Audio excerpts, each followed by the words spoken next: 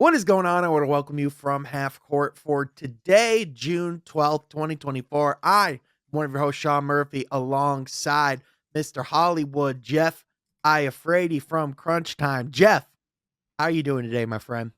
I'm good. It's good to be back. Missed you guys. NBA finals are going on, and I don't know how if you guys kind of addressed it last week as well. I had the Mavericks winning in six, and so far, Boston looks good. Not gonna lie to you, but it's good to be back. I'm ready to Uh-huh. talk some basketball, man. Yeah, as of this recording, I'm literally airing a podcast that I did with a friend of our show, Cone, where we talked about this series, and I go in depth on how Dallas is going to win this series, and I very much am regretting that. So I am with you there, Jeff. But also joining us is the Marquette Heat from that beautiful seat, Indiana's own Troy Sergey. Troy, it's good to see you as always, my friend. How are you coping with the every 3 days between basketball games right now? I mean, there is some Yeah. WNBA sprinkled in here and there, but man, the lack of hoops is just brutal right now. Yeah, certainly difficult, Sean. And I remember last year thinking, man, this is like these 3 days of no hoops are preparing me, unfortunately, for when the season is officially over and we have to wait until October. But you're right, the WNBA certainly makes things a little more easier, especially having Caitlin Clark down the road for me and just seeing her Yeah, that performance tends to lately. help when the phenom is right down the block. Right. So that's been a fun to watch too. But yes, I am the only one on the pod who predicted Celtics. But at the same time, Sean, I predicted Celtics in seven, and it might go a little bit less than seven. So Yeah, and I also think fair to say that if all three of us were told before this series that Jason Tatum would be shooting 31% through the mhm. first 2 games, I think all three of us would say Dallas is winning the series, Yeah, right? right. But Jason Tatum has the worst shooting percentage of a all NBA a first team all NBA player in the finals since the 70s, Wow. and they're up 2-0. Yeah. But his assist game, Sean, Yep. his ability to facilitate, but also having that those some of those role players like Derek White step up and make a couple of three bombs, especially last night. Seeing You know who's looked Porzingis you know in who's game looked one. really good? Drew Holiday. Yeah. The only champion on that team. Yep. I remember on this podcast, us talking about, this time, back in like September, August, when that trade went down, about how as big as the Dame trade was, this could be the trade that decides the champion. And I think we're seeing that play out in real time. Yeah, yeah. He's the real deal. He I might mean, win finals MVP, Jeff. yeah, and it speaks to it's been kind of the difference in the series. I mean, the depth. I mean, Porzingis coming off the bench, and he had a hell of a game in his return. But more than that, you mentioned Drew Holiday. Drew Holiday, and Jalen Brown are causing absolute havoc on Kyrie Mhm. Irving. I mean, Yeah. you're seeing Yep. not even just what they're doing offensively, like Jason Tatum not shooting the ball well is one thing, but it shows you how, number one, how deep they are, but number two, just the cohesiveness, how well they play as a team. I mean, any given night, that's how it's kind of been. I mean, Jalen Brown comes out, plays well, Porzingis plays well game one, and then you have Jason Kidd saying that Jalen Brown's the best player. Then Drew Holiday's like, you know what, two-way player, he might be. And then he locks up Kyrie Irving, him and Drew Holiday. Kyrie Irving is struggling. I don't think he's going to play nowhere near as bad as he has the last 2 games in Dallas. Yeah. But if he does, I think this series could easily be over. Yeah. He has to show up. They got to get back to Kyrie Luka against the Timberwolves for them to have a chance here, and I think he can. I have Yeah. confidence. I definitely think the hostile environment, is something that does have some form of effect on Kyrie. It's kind of impossible not to. So to your point, Jeff, I think him being at home that will definitely help. But Troy, how much of it do you think is, to Jeff's point, just that swarming defense from a Drew Holiday, from a Jalen Brown, even from guys like Derek White? How much is it just the different looks that they are giving Kyrie? Right. I think that's definitely some of it. To Jeff's point, the defense on with those guys, but yeah, something seems to leave a little bit off with Kyrie too. Just even some of his shot selection too. I've doubted. So there's a lot that goes into it, but certainly the Boston Celtics are there to play both sides of the court. and Mhm. especially Jaylen Brown playing such great defense, not just on Kyrie, but some of the other guys as well. It's just something about Dallas doesn't seem right, or at least not the same Dallas team that beat the Timberwolves so easily. It seemed like Yeah. previous series. So it's a loaded question, Sean. But I think we were all on the same page that something is a little bit off with this Dallas Mavericks team. Yeah, I think the biggest thing is the when you're looking at the Mavericks as a whole through this series thus far, it's really just been Luka Doncic who's been playing phenomenal, which, by the way, the fact that he was that good Mhm. with the ailments that he was facing coming in, like he was holding his side. I thought we were getting a Luka game where he was going to be a shell of himself.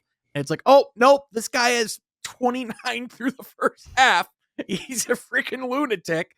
But the big thing that I think really propelled and, took Dallas to the next level was, their shooting that they got from their wings, from, PJ Washington, the level he was playing at, Derrick Jones Jr., how good he was playing. He was hitting shots out of his mind. They've kind of come down to earth this series quite a bit. The two in game two combined for 1-3, and they both shot a combined 1 for 8. So I think that definitely has something to do with it as well. But I think this Boston roster is just so deep, and we've talked about what easy of a run they've had, and yes, I think people will be skeptical about this Boston team if they do win a title because of that road. I think part of it that I think something that needs to be acknowledged is part of what made that road so easy for Boston is how deep they were from top to bottom, because they had Kristaps Porzingis gone for a month and it didn't even affect them. And now Mhm. he's back playing some of the best hoops he's played in his career. Yeah, he's a big part of what they do. And that's the thing with Porzingis being out is our question, my at least my big question of him returning is how does he look? And yeah, we got the answer. I mean, the game one, he played great. The biggest storyline to me, at least off on the court, off the court, is the Porzingis facing the Mavericks, Kyrie first facing now the Celtics, two teams they both previously played for. But Porzingis, it's a big man's game. I mean, you see how he Yeah. affects shots at the rim. I mean, he Well, is so, and not just that. Talk about what he does offensively. Yeah, of course, his ability to shoot the ball is unbelievable. But his ability to block shots, change shots at the rim, I think his biggest impact comes defensively because the Mavericks in game one, their whole game plan was we're gonna because it's already hard enough to try and get guys into pick and rolls and try and abuse guys on the Celtics because they're all great defenders. But when you try to get Al Horford to do that, mm, and Al Horford's actually holding his own, it's like what do you do at that point? Then Porzingis is Yeah. now here, he's 7'3" with a crazy wingspan. Like he just makes it hard, especially for two guards that score primarily at the rim for the most part. I mean, they could space, but those guys attack the basket. When you have 7'3" Porzingis, it makes things a little difficult. Yeah, he alters shots at the rim massively, and when they are getting buckets, Kyrie and Luca, they're working their asses off for it, and that's just all the credit to Boston and just the roster they put together. But guys, let's talk about the Detroit Pistons. What's going on in the world of Detroit basketball? As you all know, it has been a chaotic offseason, and we haven't even gotten started yet. In reality, the Pistons have hired Trajan Langdon. They have parted ways with Troy Weaver, and now the looming decision of the head coach is upon us. In addition, the draft in a couple weeks and free agency is really only about 3 weeks away, guys. Like this is not something that's far off. This is on the horizon. So we're gonna learn a lot about what this roster or what this organization's plan is going into this season. What is, kind of your sense? Obviously, there's been a lot of speculation about what's going to happen with the head coach, but there's hasn't been any concrete reporting. Really, the sense we have gotten is it's 50-50, right? Jeff, I know you've said before you would not be angry if the Pistons were to keep Monty Williams. Is that still how you would feel today? And what do you think the road will probably look like going forward? Just your gut. What is it telling you? So I think as we move closer to the NBA draft, it becomes more unlikely that they replace Monty. I know the report came out that there was an evaluation of the coaching staff happening as we speak. And, Troy Weaver, we can all admit, had to be done. He had a big enough sample size. In Detroit, he couldn't figure things out. As a general manager, he just failed at that position. So he was let go. For Monty, although last year I think was an abysmal year for the organization as a whole, it certainly wasn't anything great for Monty. But I also like to factor in the situation. I know the storylines and how he used certain players. We can certainly discuss. It frustrated me, frustrated you guys as well. Like no one's just not acknowledging that. But if Trajan Langdon decides, hey, I'm going to let Monty stay here another year, I'm going to get this roster better and see what he does. And if there's not much improvement, and not just obviously the wins improvement, but just culturally, then you kind of have your decision. So as of right now, if I had to give a guess, I would say he stays as because we're getting closer. I'm going to say he stays for another year. You get a little more time to evaluate him, give him a better roster, and then we can see. But I mean, I wouldn't be shocked. Like I said, I wouldn't be upset if they fire him. I want to make that very clear. I'm not dying on the Monty Williams hill, but I'm Mhm. open to another year with Monty. I've already said that, and I'm open to that. Yeah, I think it would certainly, be something, I've said before that it would probably be the best case scenario for Detroit in order, if the Williams situation could still work out. But at the same time, it's not always the best case scenario. Troy, I know we talked about this a little bit, ourselves last week on the podcast, and I think as, to Jeff's point, as each day, passes by, with that decision, we know that with that firing not being made, it does make it harder for the Pistons if they were to, in theory, enter a coaching search because that market is going to very quickly shrink, especially Mhm. after the finals ends. Right. Like you would essentially have to already have someone in mind or someone in place if you're going to make that decision. And I don't know if they do.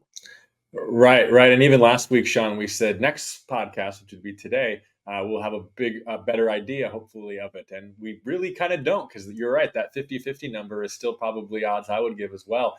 But I guess for me, again, it really goes back to what I said last week as well. My position really hasn't changed of, listen, you paid Monty Williams a lot of money. We still know that he is a competent coach. There, I said it. He has a basketball mind.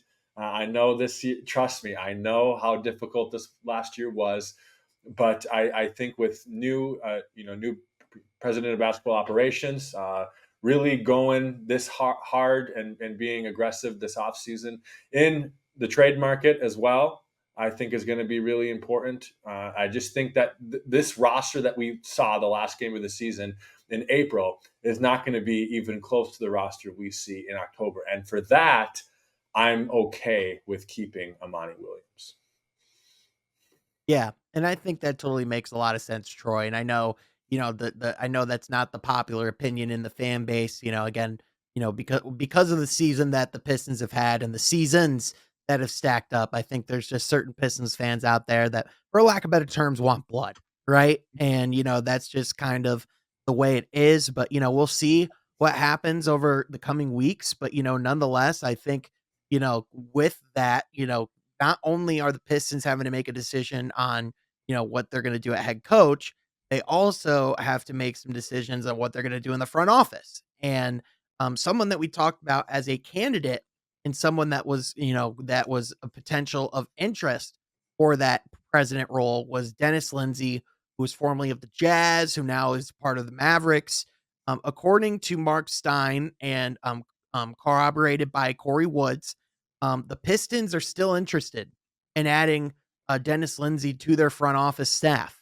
Lindsey was previously a candidate for the position that Trajan Langdon received as the president of basketball ops, which would be interesting because that'd be a lot like how Trajan Langdon got his role as general manager with the Pelicans, because he also interviewed for their president role when it was open. It was ultimately given to David Griffin, but they liked Trajan Langdon so much that they made an offer to make them their general manager. In theory, I could see the Pistons doing something similar with Dennis Lindsey. And I think it makes a lot of sense to have more, the more experienced basketball minds that have that pedigree of building a roster, the better, right? Go ahead, Troy. Yeah, no, I think you said it well, Sean. Basketball minds to me. And this was a conversation we had before even the president of basketball operations job is basketball minds, right? We need people who know the game, who know both sides of the court, who know young talent to pull alongside. So, yeah, I don't really have much to say with that, Sean. Yeah. I mean, Dennis Lindsey too. It's the organization he was a part of. Mhm. The Pistons, historically great franchise, but over the last Hmm. Right. handful of years, it has been, for the most part, at least from the top bottom, incompetent. So now you're bringing in competent people. I am for this. Basketball Basketball minds, they minds. need more. You can't have enough. And I think that's what I think now the benefit of having Trajan Langdon is in Tom, of course, letting him actually, at least we assume, run things, is he gets to leave his imprint and he knows what it takes. He's been a part of different organizations. I mean, he was a part of the Spurs, a very literally the most professional organization, especially Mhm. during that time when he was there. So the guy gets it. Like anything that, like a Dennis Lindsey, I think would be a great help to this franchise, man. You need as many, Dennis Lindsay's or Trajan Langdon's as possible. You need more of those in this front office working on things. It's great. It's great news. They've both built teams that have been at the top of their respective conference, which, by Yep. the way, was the Western Conference, which is the more difficult one. I know people, look at the situation and, wonder if there's too many cooks in the kitchen, and I'm sure that conversation could spark, with potentially bringing in another executive like that. But again, the more experienced basketball minds that you have, the better. The more people that you have that, understand Right. what it means to structure a basketball roster, the better. So Right. I think it makes a lot of sense. But nonetheless, the Pistons are gonna have, like a lot of really difficult decisions to make. We talked quite a bit on the pod I released on Monday as of this recording. I talked with Cone and got like, kind of the outside perspective of, what it would look like, like if you had to trade the like one of the core four, that as we've talked about before, who would it be? And, even from an outsider's perspective, they don't like the idea of making that trade, right? Of going out and doing that. So, I personally, would be, the Pistons have a lot of tough calls to make, and they have a lot of cap space and room to make some changes. And I think that they can make some solid decisions, but at the same time, it could also behoove them to see if they can at least keep that core together for another half a season if you do give them those competent veterans alongside them. What are your guys' thoughts? It's still a hard sword, Sean, a hard balance to look at because you have to understand. Yes, I want to scream yes, yes, yes. The thing is, this roster last year having those core four, be primarily the guys you give, the off guy that you give the ball on the offensive end that you have a lot of touches with, who are really your future on both sides of the court, and you struggle as much as you do under 20 games. I think it's just hard to run it back, and I feel like with that scenario that you just gave, with okay, adding the veterans, having that compensate the four, it still is puts this team in a really difficult position, I think, because you're really, really gambling a lot that something's going to be different when you're not making a lot of changes to your four. I still, as much as I hate to say it, I still think you need to trade at least one of them. I would want to keep three of them, but I think you do have to trade one of them, Sean. And again, that's so difficult for me to say, but I just don't think you can run it back with this four. I just don't. Yeah, I think that's inevitable. The problem, insanity is doing the same thing, expecting a different result, Exactly. and I think that 100%. And I So acknowledge that wholeheartedly. and yeah, and you're absolutely right. The thing I struggle with is you have players that I think obviously Pistons fans, at least most of them, have fallen in love with. I think Cade is pretty universally known. He's a franchise player, someone that you want to keep around. But to Yep. Troy's point there, yeah, inevitably you're probably going to trade because again, this team needs star power. They need veterans, yes, but they need star power. They need talent. talent wins in this league. I mean, you look at the Celtics now in the finals. You look even a Knicks team who they Yeah. were formed. They're a team, but Jalen Brunson's in the name with Michael Jordan for what he did in the playoffs. Like, you just need star power. It's not just Cade Cunningham. You need to surround him with guys that can shoot the ball and guys that can score the basketball. But they this is kind of goes back to the Monty thing. They do need veterans because you saw what Taj Gibson did on a 10-day contract, like what he did with Jalen Duren. Like, you can't sit up here and tell me that Monty Williams being given again the roster he had. There was veterans that were signed before the season that were Joe Harris coming off the injury he had, and he never panned out. Monty Morris, he was out of here before the trade deadline. He was out of here. So you never really got to fully see these guys in the lineup. I mean, Mike Muscala was immediately cut and released. I mean, these guys were out of the roster. So you did see the impact with older players. They need to bring in older players so that way you have not only you got Monty, but you have an extension of a coach on the floor, at least holding guys accountable.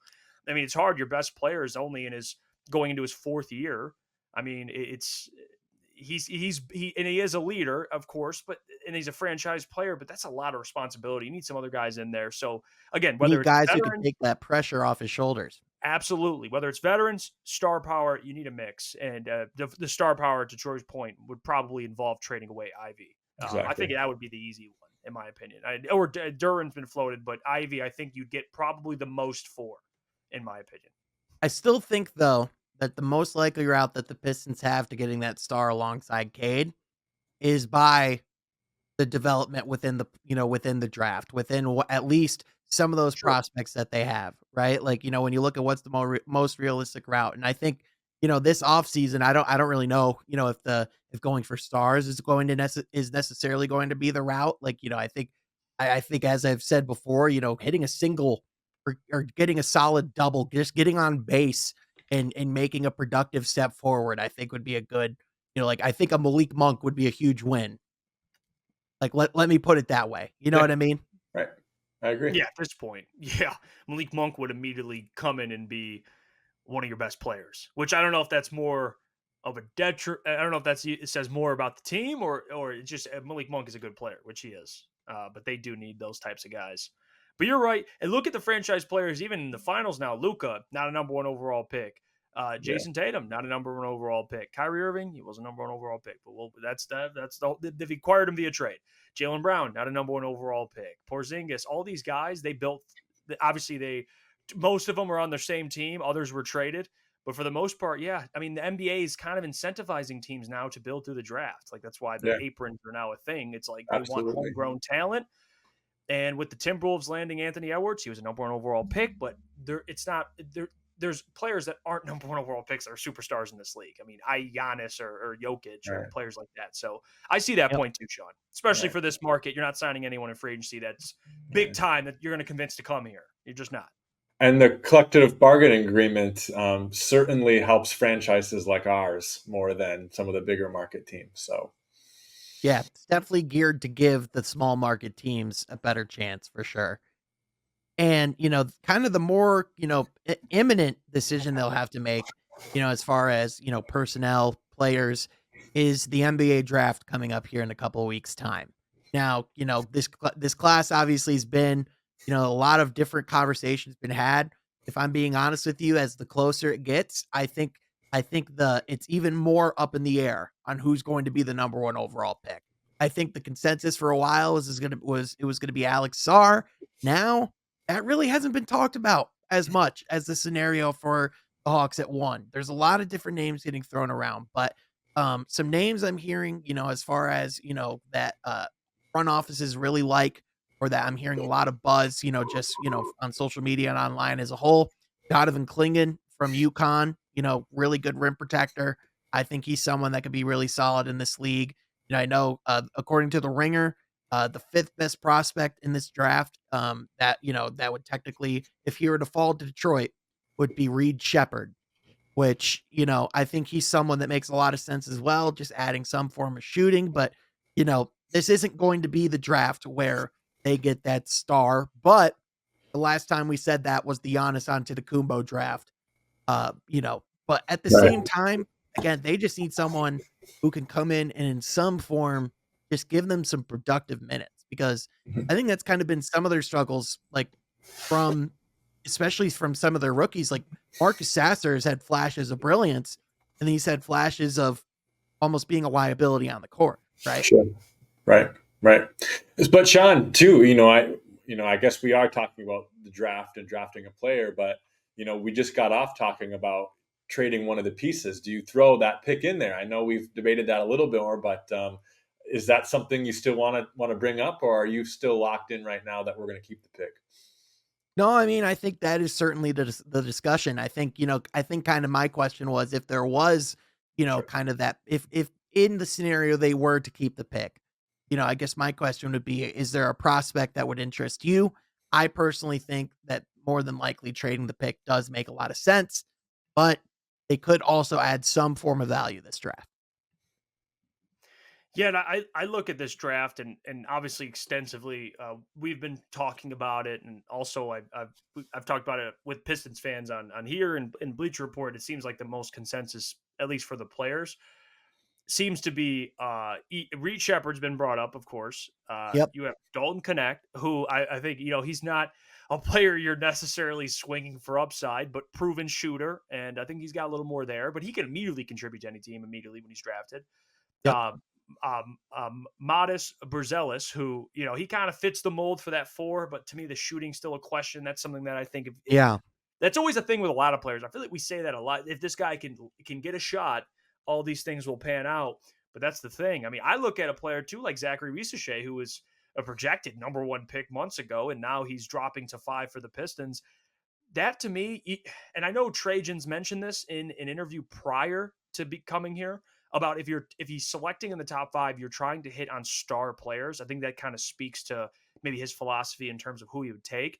And I Yeah. think Modest or Zachary fit that mold in my opinion for upside on a player and what the Pistons need versus and also upside. I might lean Zachary Risacher, to be honest with you, at this point, if they're selecting at 5, if they Yeah. don't try and trade the pick. Yeah, and I think you brought up a really good point there, Jeff, of, listening to what Trajan Langdon has said previously, because I think what makes speculating on this team at this current point really difficult is because of the fact that we haven't heard from Trajan Langdon. We haven't had, those form of, press conferences or communications because of the unprecedented situation they're in, Mm-hmm. right? Like it's pretty apparent that that press conference is being delayed until the decisions are made about, what's happening with the front office, what's happening with the coaching staff. It's pretty clear they don't want to face those questions at Right. media day. They want to have those questions answered. Right. So, I think until, some of those dominoes really fall is when we'll really begin to understand, because, they could come out and say, we're going to try to take a patient approach. We still want to build this thing the right way and put a foundation around these guys. They could come in and say, we want to change the standard day one. We want to shoot for the play in day one. We want to start, taking that next step. So again, until we hear what that vision is, it's really all just speculation, right? Yeah. Mm-hmm. Yeah. Yeah. But that's going to be a fun day when we finally get that press conference. So, Yeah, 100%.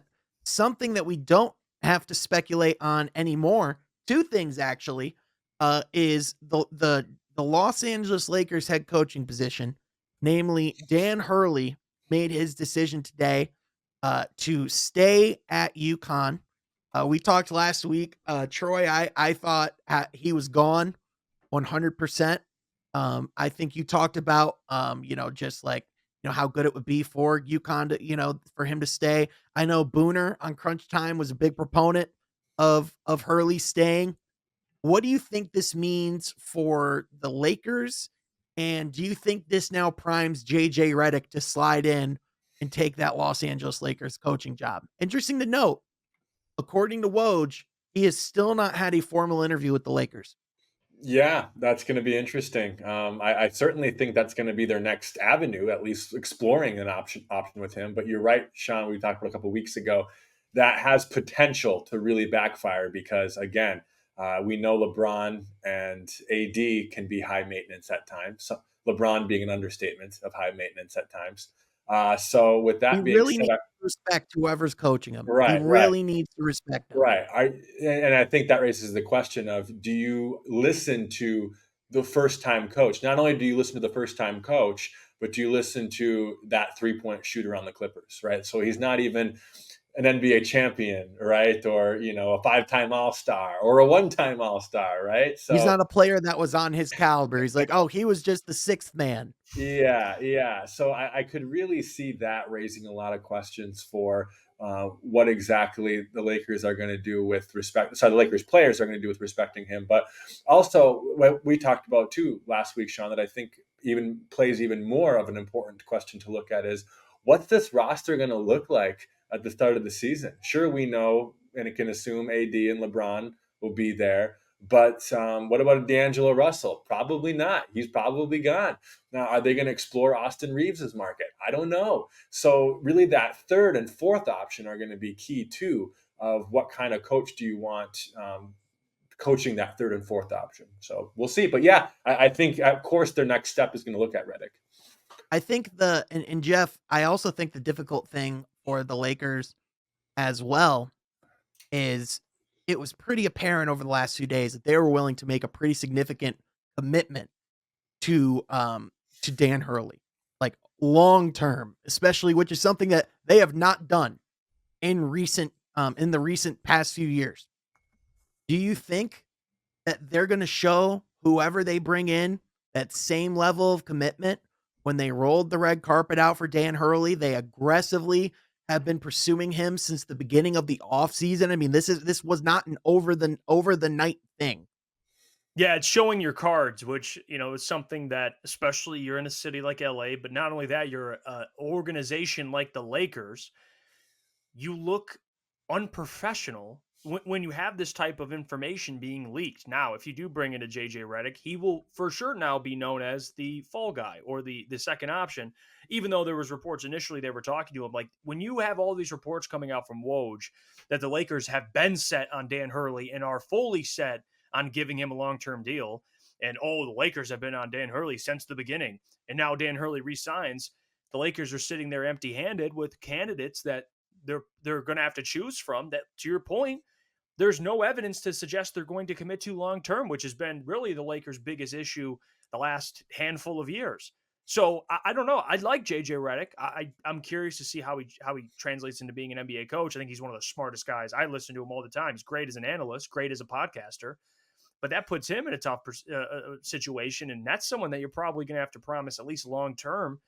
Because we've seen the former NBA player thing be already trialed with Steve Nash with the Brooklyn Nets. Not saying it'll be the same result, but man, when you have a dysfunctional organization, you have aging players, you're really counting on JJ Redick and LeBron James. And if Anthony Davis can stay healthy, and this is a team that got bounced last year, I don't see how Dan Hurley made sense because it really told me and should tell Lakers fans, okay, you're getting Dan Hurley, you're going to build this thing out long term post LeBron.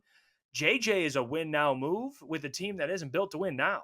So it's a weird move by the Lakers to have these types of reports being leaked to Woj. It just makes them look like idiots now. The fact that Yeah. I with mean, at first it looked like they were doing a good job of not showing their hand because, the reports were, not on Dan Hurley for so long. But, when you are in this situation, and the thing that I think this highlights that is pretty interesting is I think this is a sobering moment for the Lakers because they have to reconcile with the fact that they're no longer the premier program, the job that people will leave whatever their situation is and come for. Right? Like Mark Hurley, he had according to, or Dan Hurley, my mistake. According to reports, he had 6 years, $70 million on the table. They had, what is supposed to be one of, if not the premier coaching job in basketball offered to him to live in Los Angeles on a pay raise, to build a program, to have the power that you want. And he still said no. And granted, he has the opportunity to go compete for a third straight national championship. And I think that plays a lot into it, going and making history in that light. But if you are the Los Angeles Lakers, I think you were fine with all of this leaking because you went into that weekend feeling like you were going to secure your head coach. And I think they're having the sobering moment of, wait, we were second fiddle? We're the Lakers. We're never second fiddle. They talk about us. Even when it's the finals and we've been out for 2 months. Yeah. Yeah. It's a great point. It's a look in the mirror moment for that organization. I mean, the point I was making too is it at least from the reports initially, it was like preliminary negotiations, and it was already reported how bad they wanted him. But to Mhm. your point, maybe that comes from a selfish, entitled, we're the Lakers point of view there. It's Yeah. like, well, it can leak because we're going to get Dan Hurley. Well, no, you're not. He's returning to UConn, and now you're left with nothing. And now all these coaching candidates now understand and know that they're the side chick. That's what this is now. All right, your Yep. main chick just ratted everyone else out. Now the side chick now understands what her role is moving forward. Now the Lakers are in a tough predicament. It's And now kinda I'm like curious the JJ stuff because I saw the JJ clip that you posted on your Twitter of how he's going to address the Sham stuff after the NBA Finals. Like this thing is, it's kind of like LA. It's on brand. It's kind of a drama within its own right, honestly. Yep. Yep, it's almost like kinda watching a dating show where, like, someone goes and proposes to the one girl and they get rejected, and so they, like, somberly walk back to the girl they chose second, and they're like, "But you were my number 1 always, babe. You're my girl. We can have a life together." You know what I mean? It's kinda like that walk of shame that the Lakers have to make. And another candidate that I think is very much in play as well is James Borrego. And there is a pre-existing relationship with him and Anthony Davis. There's been some buzz that could potentially be the coach, like the preferred coach of Anthony Davis. But at the same time, if you are the Lakers, do you view that you really have a runway to build with Anthony Davis beyond the LeBron James era, especially with his fragility, with where his body is and how close he is to getting 30? And when we talk about all the time with Big Ben, historically speaking, 30 is really when that clock starts counting. Right. Yeah, Hmm. yeah. Really, Kareem's your only exception, and even him, his best years were still around that and a little younger. But yeah, Sean, it's just a really tough place to be in if you're a Lakers fan because you have so much stock in guys who you shouldn't be having that much faith in stock and like an Anthony Davis being one of them. Because I mean, what 2-3 years ago, Sean, this was about Anthony Davis's team, right? That he has the keys to this franchise. He's 31, my bad. So he's So already heading into his 30s. proving yourself even more. But what I just said, right? Of he's going to be the one. He's going to be the star. Well, time is actually ticking backwards now, right? I mean, his downfall is starting probably now. It's just such a tough place to be in because of how high you're paying those two, LeBron and AD. It's just, oh man, this summer's going to be really interesting with what route they go, what route they take. Hmm. Yeah. And Jeff, I think again, this kind of comes back to it didn't really matter who they were going to bring into this, head coaching position. I don't really know how realistic it was, for them to compete now. But I think the real question now that the Dan Hurley question and, the Dan Hurley part has been clarified is can they find a coach that can garner the respect of that locker room? Because, James Borrego is a very good coach. Offensively, he knows his stuff. He's a guy, who is been around the league, has been a part of successful teams. Can he garner the respect of LeBron James, of continued respect of Anthony Davis, the rest of that locker room, right? And that's the hard part. I mean, even though James Borrego has a history in the NBA and has won, being a part of staffs that have won, you can even make the case. Even though I think Darvin Ham, he kind of showed this past season why it didn't work. But even for him, I mean, he won a championship as a coach, as a player. He was a part of a staff that won a championship. It was intriguing to have a guy like Darvin Ham, and even LeBron. You couldn't respect him when it came to really the biggest moment and when it mattered the most. And I think that's just who LeBron is. I don't think LeBron can truly. It's hard because IQ wise, like how do you match up with LeBron? He's going to assume he's immediately smarter than you. But one player that he did choose to do a podcast with is JJ Redick, who he feels like not obviously as a player, but in terms of basketball IQ, someone that's played the game, understands the game. And him and LeBron, obviously, they have a podcast. They break down the game. That to me would be a coach that I think LeBron would be like, okay, JJ, he knows what he's talking about. I can trust this man. I don't think there's Mhm. anybody else that would be able to garner that from LeBron, that type of respect. And I think even if it came push to shove, LeBron would still probably be like, okay, well, give me the give me the clipboard. Like I'm drawing this play up. But I think JJ's probably the closest one to even garnering that respect. And JJ's never been an NBA coach or coached at any level besides his kids. So And that's a whole nother issue within its own. what's fascinating too is if you're going into that Lakers situation for the very first time, your priority might not be making sure LeBron's the one that likes you because he's 40 years old, gentlemen. I mean, like, whatever deal he signs is about to be his last. If we're being realistic, he's probably got what, like 2-3 years left in the league. Tops 3, yeah. Yep. Here's another fun dynamic that they'd have to deal with too, and this is a whole other conversation. What if they draft Bronny? Any pressure there from the daddy-o, his fellow teammate, I to don't get think him on any the pressure. court? No pressure, Sean. Yeah, no, not at all. Yeah, if he doesn't get playing time, no sweat, not a thing whatsoever. Yeah, I bet that won't be something at all. But In speaking, LA, which makes things even worse. I mean, being on LeBron's team and having that father-son relationship would be one thing, but then having that in LA is even a whole nother it's bag already a of circus, but it's like they took elephants and gave them chainsaws and put them on fire. And it's like, let's right, make it happen, baby. right. Like, but Oh, speaking of Darvin Ham, I'm glad you brought that up, Jeff, because another thing that broke today is Darvin Ham is going back to Milwaukee. He's going to be joining Doc Rivers as his assistant coach. I saw some jokes saying that this is going to be the do nothing dream team, the hands in pockets all-stars. But I mean, in all seriousness, I think this makes a lot of sense for yeah. Milwaukee. They were not the same team defensively this last season, and he was someone that was a big part of their championship run. I know Darvin Ham got a lot of hard time. I think he should still get another job in the league at some point, but I think this is kind of an underrated good thing for the Bucks. No, I definitely do. I think he's another one. We talk about basketball minds, and I think he certainly helps that Bucks team, especially with their stars. I mean, we know that what he was able to work with in LA, of course, didn't have a ton of success this past year.